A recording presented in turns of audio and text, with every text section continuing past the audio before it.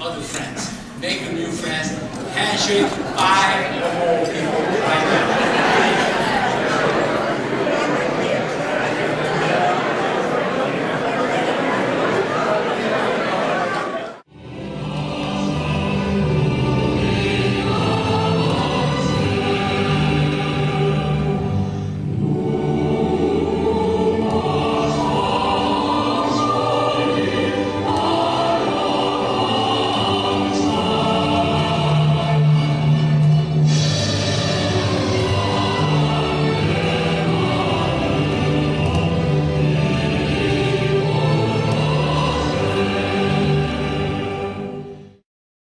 The moment of silence to remember the two heroes, please.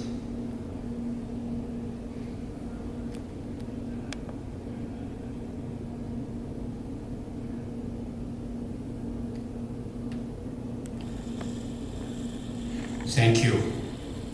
Please be seated. Welcome to all of you. Thank you so much for spending your Friday night with us. This is going to be one of the best nights you have all year. And it's going to be one of the best nights you have all year for two reasons. The first is the man who's putting this all together, while Sonny very nicely refers to me as the chairman. The person really responsible for this dinner is Sonny Park. And this is a man, as he said, we only met a year and a half ago, but a man of extraordinary generosity of spirit, because he knows how important it is to say thank you. And that's the second reason why you're going to have one of the best evenings of the year, because it is all about saying thank you.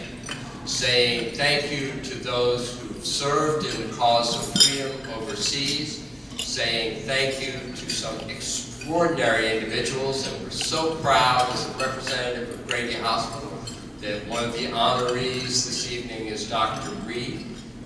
These are people we can't spend enough time saying thank you to. And we all ought to start the evening by saying thank you to Sonny for giving us this opportunity.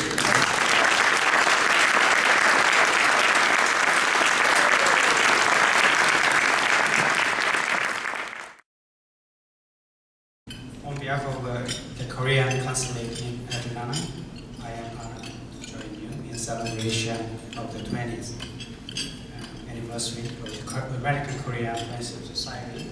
I'm pleased to be at this wonderful event today.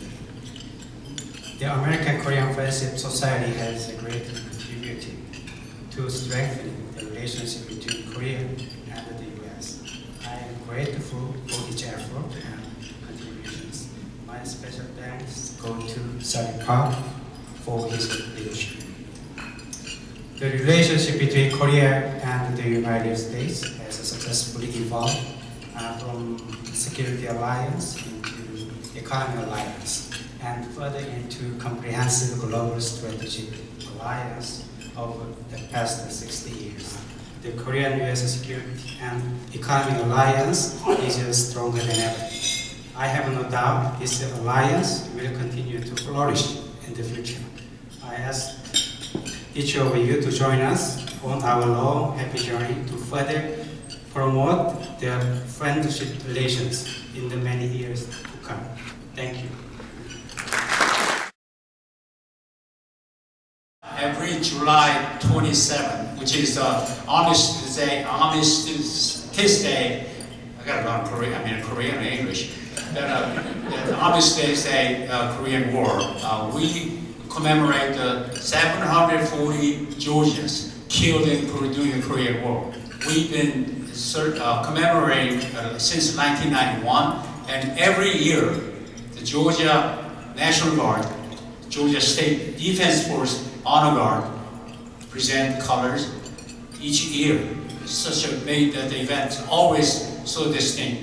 So we want to send a little token and appreciate that their efforts in the last 20 years.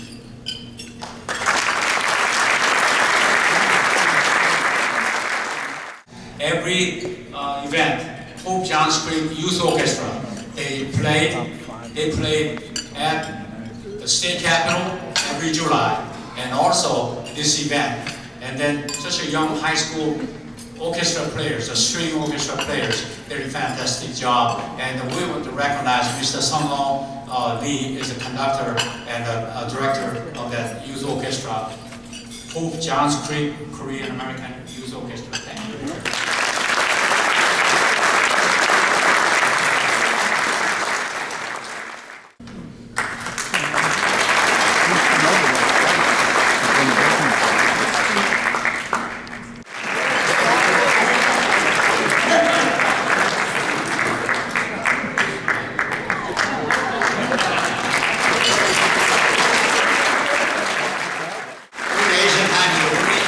Newspaper published online and print paper in Georgia, Asian American community.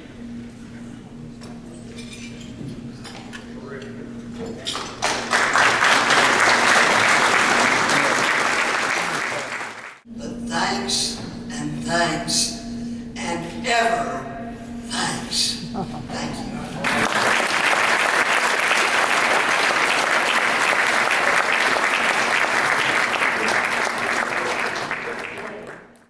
And when I was since the day I got here in 1974, the United States, the first thing I learned, you better speak out.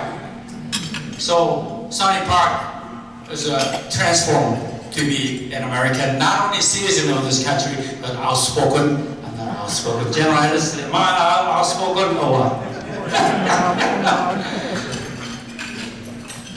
I am doing this national, the New American Hero Award. New means immigrants. We want to recognize these heroes. You already, in your program, you have several heroes out there. We're going to pick up 2 more today. It's such an honor. We want to use their service, use your past record, use their devotion to the United States of America as a platform for future generations of Americans who have Asian face. So it's coming. Maybe 5 years, maybe 3 years. I want to make sure these individuals devoted for this country's betterment all they can with their own lives online. Navy SEAL Petty Officer James Saul got killed in Afghanistan. Dr. Sammy Lee of Los Angeles got 2 gold medals in 1936, 32 and 36. 2 gold medals for United States. He has an Asian face. He's not much of a looking American. We want to change that. So all these kids, our next generation, we're covering, the Asian Americans cover 5.7% of the United States population. These 5.6% of Americans will cover about 3 times. So we work 3 times harder, so that equivalent to about 16-17% of Americans are part of what part? Devotion, giving, contribution to this country. The day I got here in 1974, September 5, I made up my mind, said I'll be the best American this country ever had. I thought I was the only one.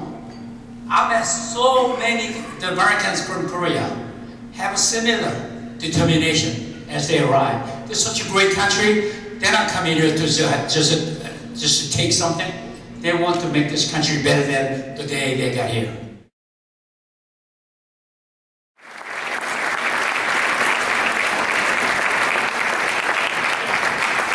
This is our product. I don't need to drink it right now.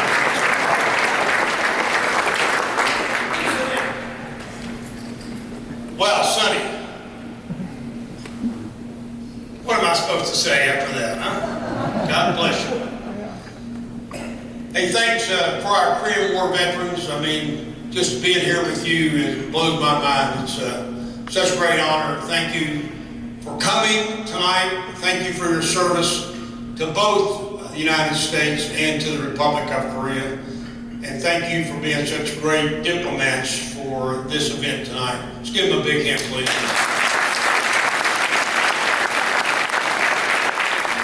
coming from Republic of Korea.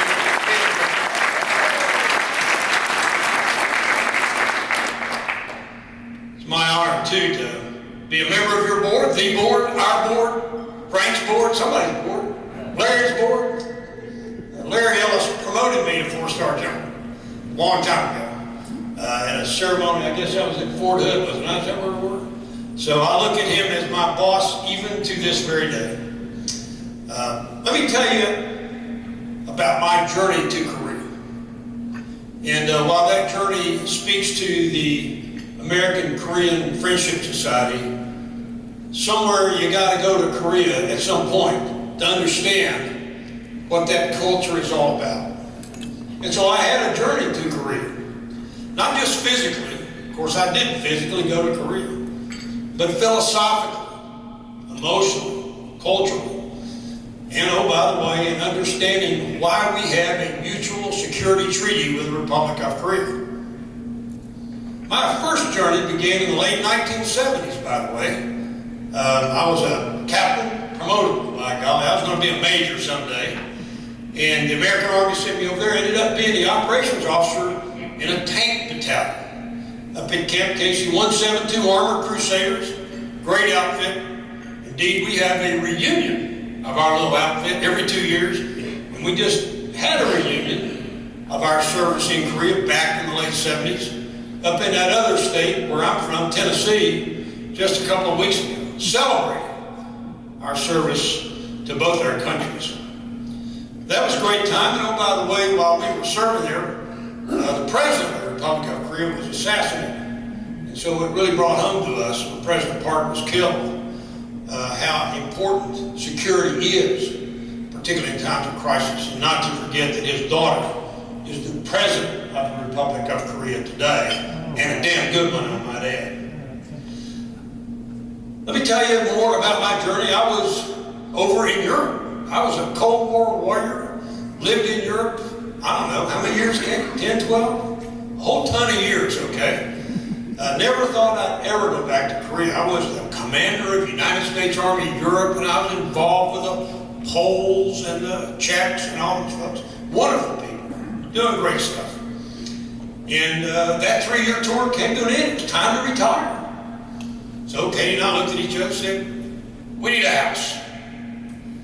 So I called the chief of staff of the Army and said, sir, it was General Rick Shinseki at the time.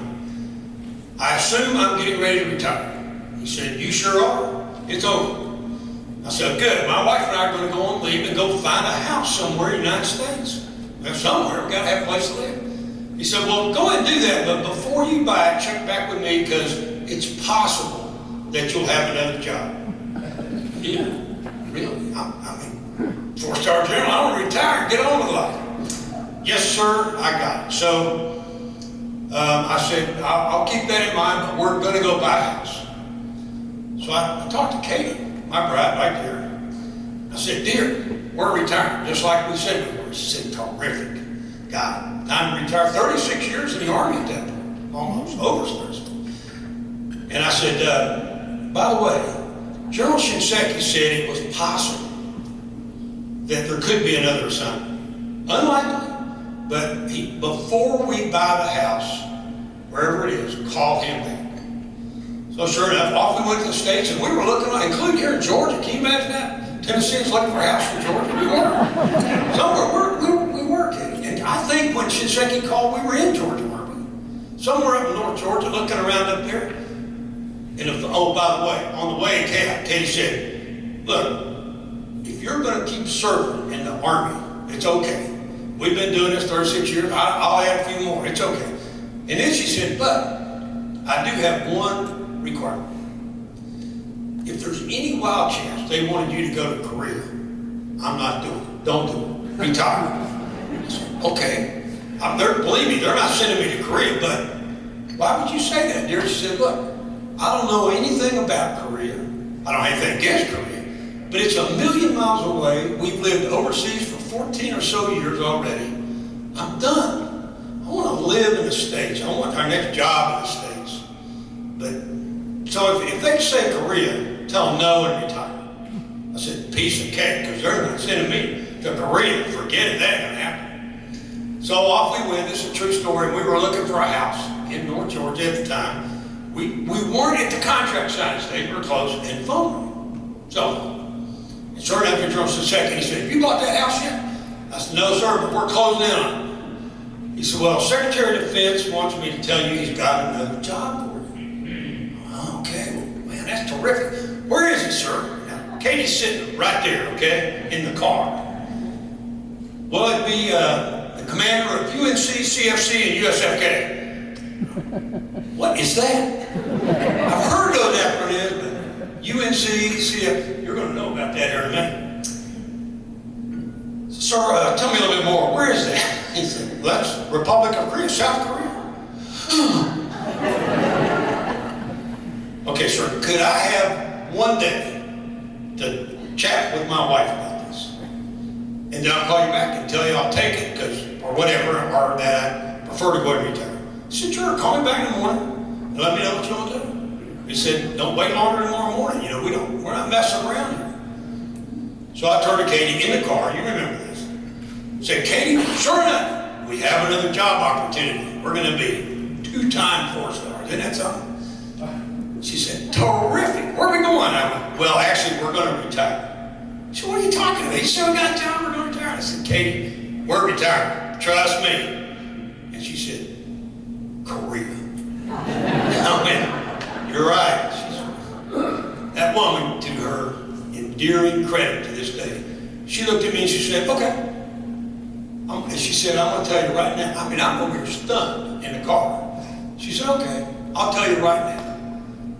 God has a reason for us to go to Korea. I don't know what it is. I don't know why we're doing it. But God must have done this since I didn't want it to happen. It can only be God." And I said, "Are you sure?" She said, "Of course I'm sure. We're going to Korea." And thus my journey began with my wife. I called General Shinseki back right then and said, "Sir, we'd be honored if you and the president and whatever felt that this would be a job that I could do." And so off we went in 2006. Let me just share with you briefly what I learned in the Republic of Korea.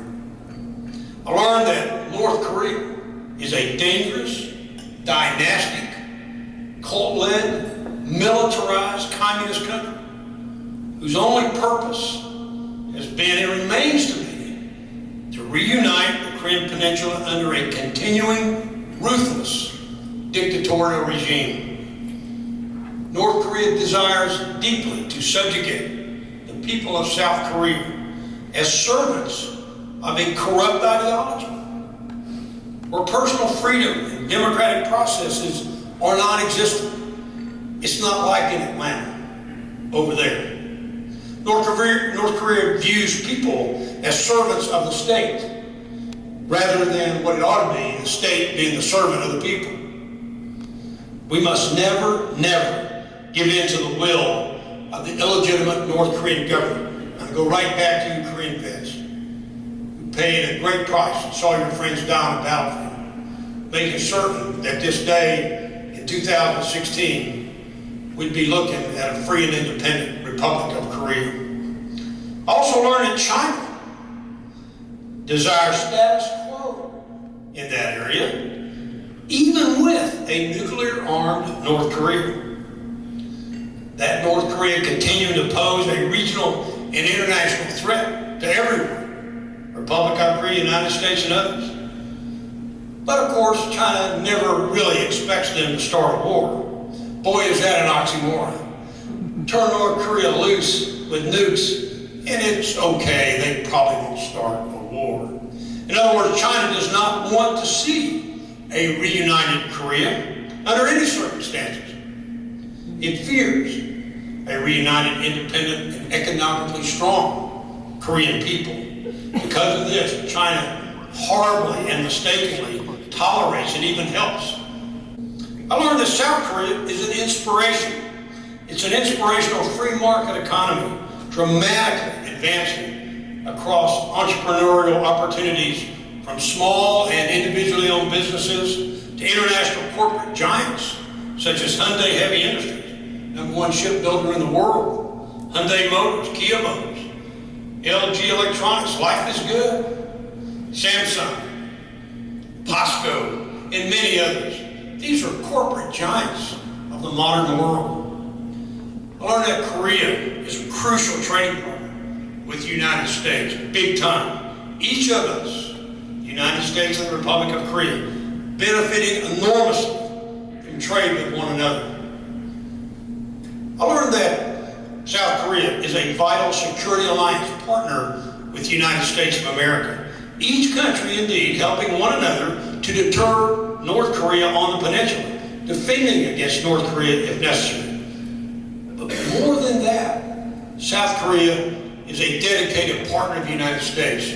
Just ask them about the 5,000 killed in action in Vietnam, supporting voluntarily the United States of America, and the 12,000 injured in that long and arduous fight.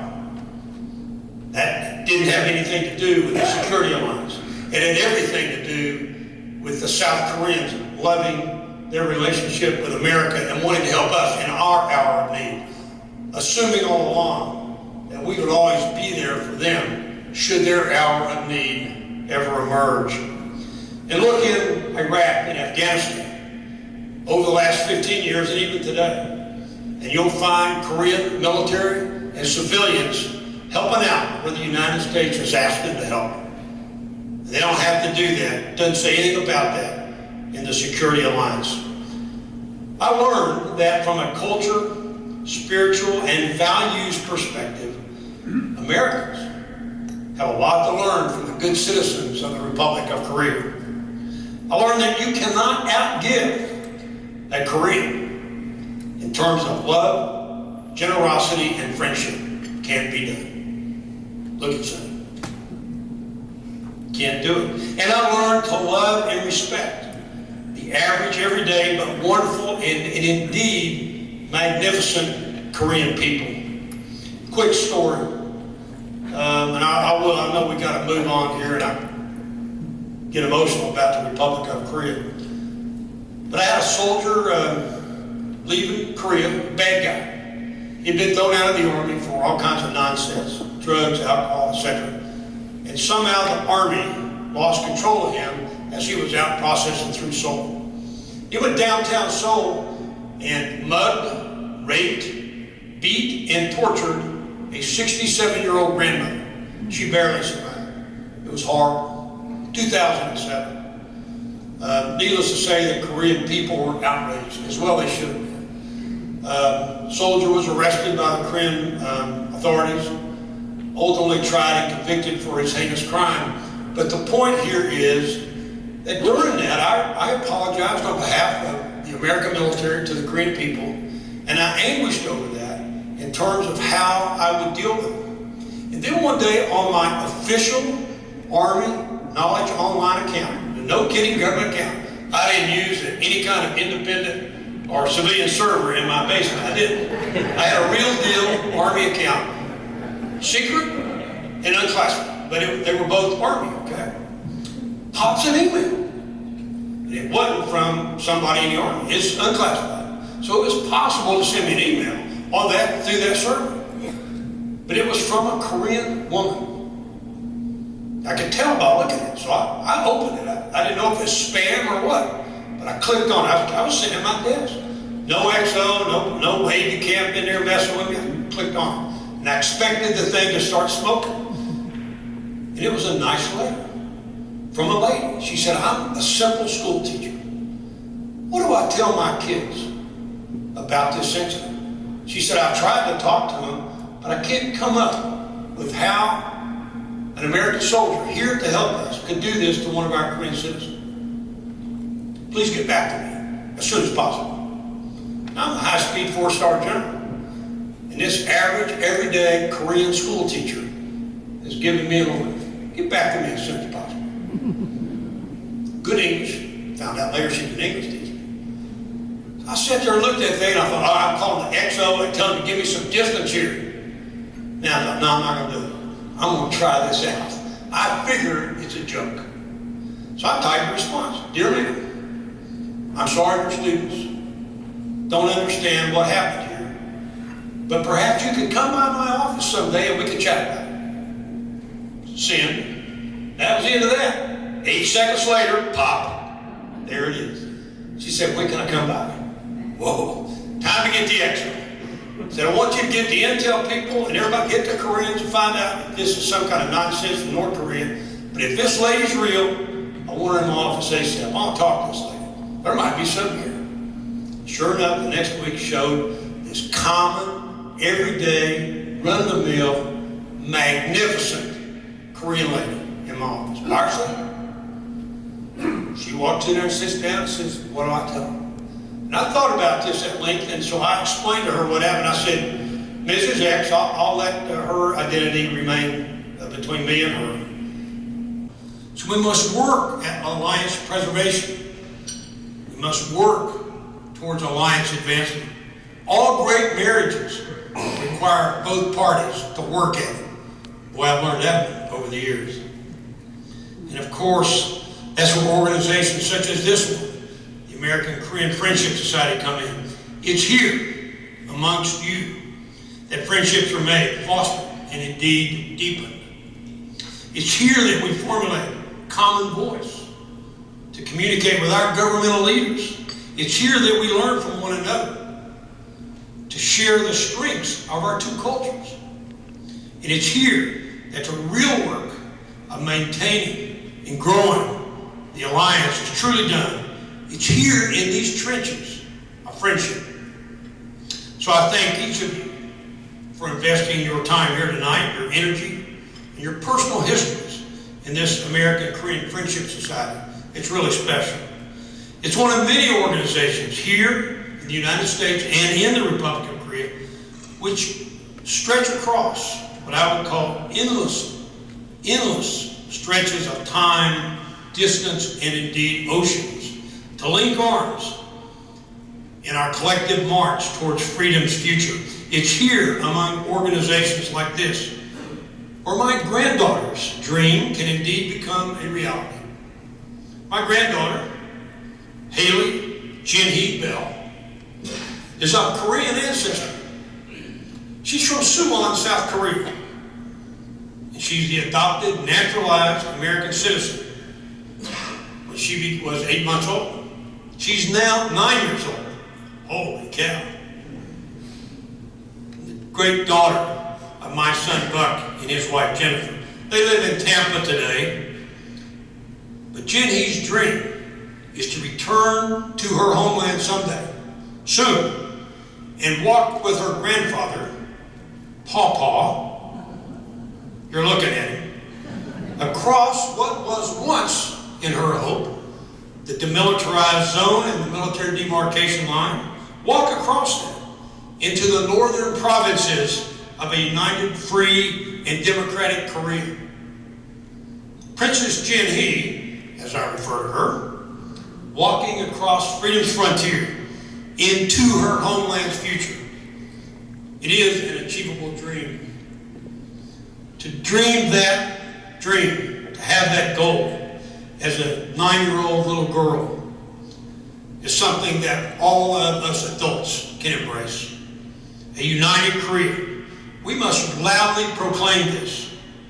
And we should proclaim it with famous words of the Alliance military operations. And those are that we go together. And so I want to conclude tonight with a little Army hoo-ah, sorry to the Marines, Argonne or whatever it is, I have a hard time saying it. But the words, and I don't pronounce them correctly in Korean, but I'll do as good as I can. Kachi kachi da. That means we go together. And so it's up to us, hold on, it's up to us to loudly and proudly shout to ourselves that we're going forward with this society together into the future as one people, here as Americans, but across that expanse as a friendship and as an alliance into the future. I'm going to count to 3, we're going to take a whack at it. It's kachi kachi da. So 1, 2, 3, and everybody, Katie Bell, you can lead it. Let's try it. 1, 2, 3. Kachi kachi da. That was loud, you try again. 1, 2, 3. Kachi kachi da. And last, grab your glass. You have spirits, fill There's a lot of ways to say cheers and have a good evening in Korean. One of them is 위하여. So we're going to finish my little pitch here with a little cheers. So on three, we're all going to say together 위하여. So practice that for 1 second. There we go. And on the count of three, raise your glass, yell 위하여, and then take a sip. 1, 2, 3. 위하여!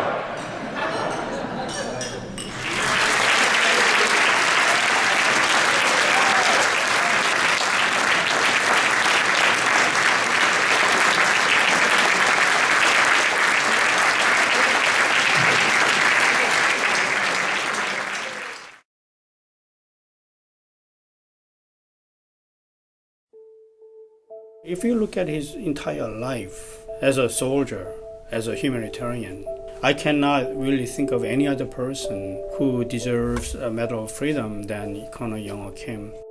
People don't know about him. And his story needs to be told. His story needs to be heard. Young Kim is known for being one of the greatest soldiers in American history. He is most famous for his accomplishment as someone who went through so-called battle in Anzio. There was a no man's land between the German defense line and the Allied forces trying to launch major attack. And anything moves, either Germans and the Allied forces will shoot at each other. So they were afraid to launch an attack. But Young Kim volunteered. He crossed into the landmines and captured 2 German prisoners of war and brought them back to the Allied forces. And based on their interrogation answers, Allied forces were able to launch an attack and liberated Rome. So that is one of the greatest story actually about Young Kim. You know, at the time, 1950s, minorities were viewed as inferior people. And he was proud of the fact that he became the first minority battalion commander during combat in U.S. Army history. That really shows, what kind of a soldier he was.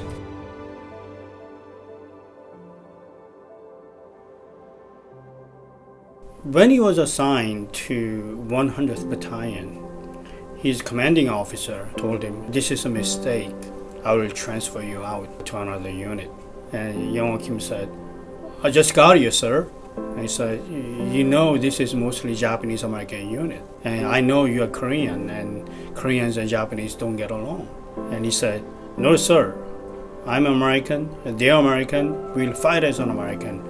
And so commanding officer said, "If your Japanese American men accept you, then I will let you stay."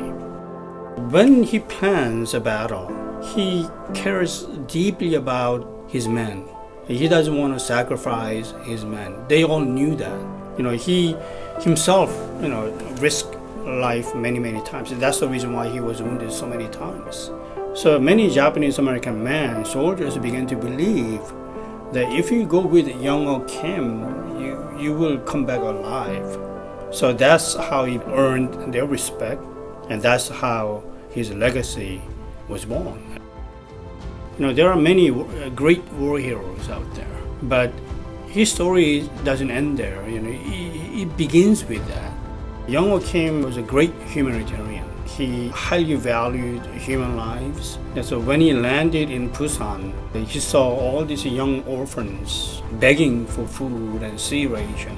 So he stopped and told all of his men, you guys, don't need all this sea ration. Why don't you take what you need and give everything else to me? So he collects all these sea ration boxes and gives to the young orphans.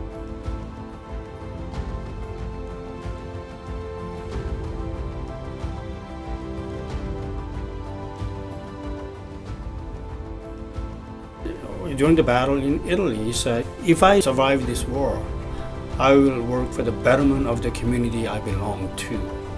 And he kept that promise until he passed away.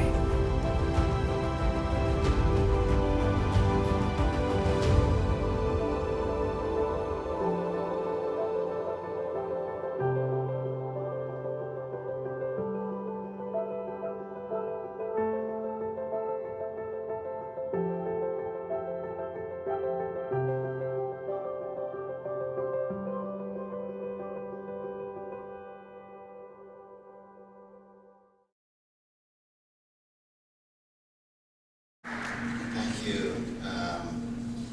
It's such an honor to be here. Thank you, Sonny. You're a friend. You yourself are a role model.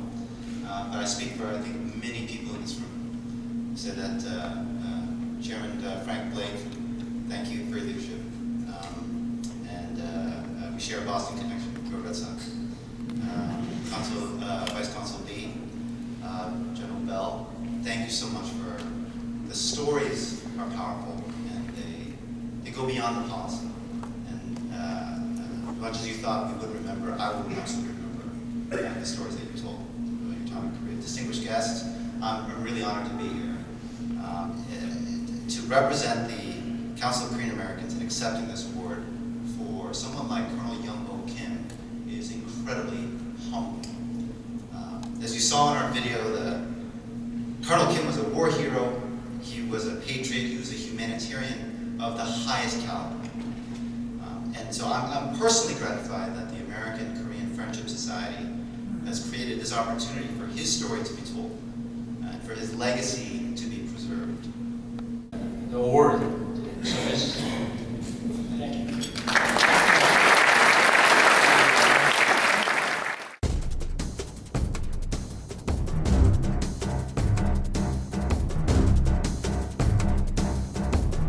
Round-the-clock marvel of modern medicine, the effort to save the life of Congresswoman Gabrielle Giffords, whose brain was pierced by that bullet 2 days ago. When the Congresswoman came in the door, did you think she'd make it? I knew. You knew she'd make it? When I hear someone's here, shot in the head, they can follow commands, and I'm thinking this is what we're here for. Today, let's not forget those who died, but let's also not forget to get past our sorrow and move forward with our lives. Those of us in medicine get our fuel from seeing people get back in the saddle again. All the pressure from my Asian family background, I just knew I didn't want to be a doctor, and I wanted to be an aerospace engineer. And when I went there, I really quickly learned that I don't want to be an aerospace engineer. No one knows more about the human brain than Dr. Peter Ree. There's always more to learn when the research in traumatic brain injury is still in its infancy. I learned how to do mass casualties, obviously, in the military world, and not only in a theoretical basis, but got to practice my trade in a wartime situation. It was just so surreal being out there. And to be actually in the war zone with the things that are going on, with the artillery coming in every single day. We had 18 Marines coming in, and the first 6, all of them had tourniquets up at their thigh. And, long story short, of those 6 guys, we lost 11 legs. You don't think about it again until it's all done, because your mind's just firing, and to me, when I get in that situation, and I think this might be the reason why I want it, and I strive for it, but I don't know if it's the endorphins that kick in or things like that, but I feel like I have clarity, and I just have absolute clarity and control over that chaotic moment. So I didn't go by the textbooks.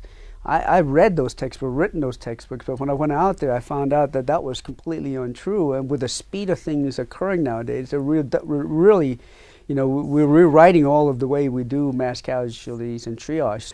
For the 95% of us who need to have leadership skills, we need to be leaders of small groups of people around 10, what I call squad size, or platoon, which is 30 people. Sometimes you'll even go to a company size, 100, 150 people. I can walk into a room where I've never met people, and I can get control right away. And that has a lot to do with what's called alpha dominance. And for everybody that needs to be in that situation, whether you have it naturally or not, you have to understand what it is and how to get some of those traits. Now, I understand I was on TV a lot at that time period, and so my family would ask me, "Dad, you look like the grouper."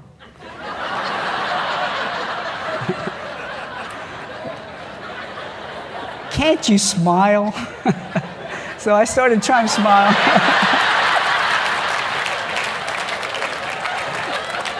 And it's interesting that I started getting emails saying, you seem a little too happy. And we're not ready for that right now. We need to be a little solemn for another week or so.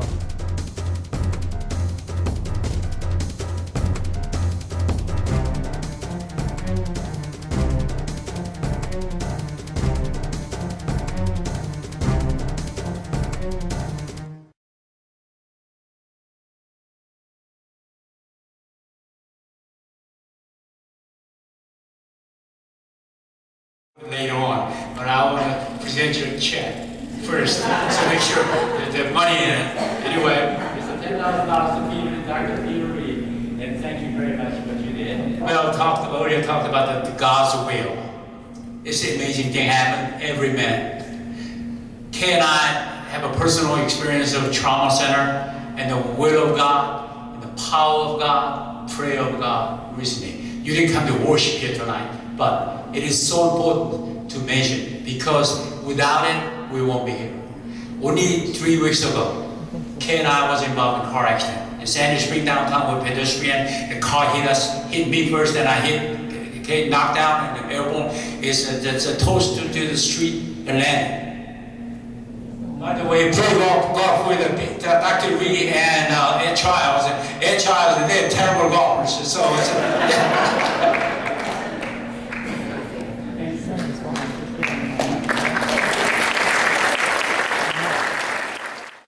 Thank you. I know I am in between you and the exit sign tonight, so I'll try to keep this brief. First of all, yes, you're absolutely right. It would have been better if it was $100,000. But I am going to donate this to the Grady Foundation as well as the Children's. On behalf of all those Americans, we want to once again thank you for your devotion.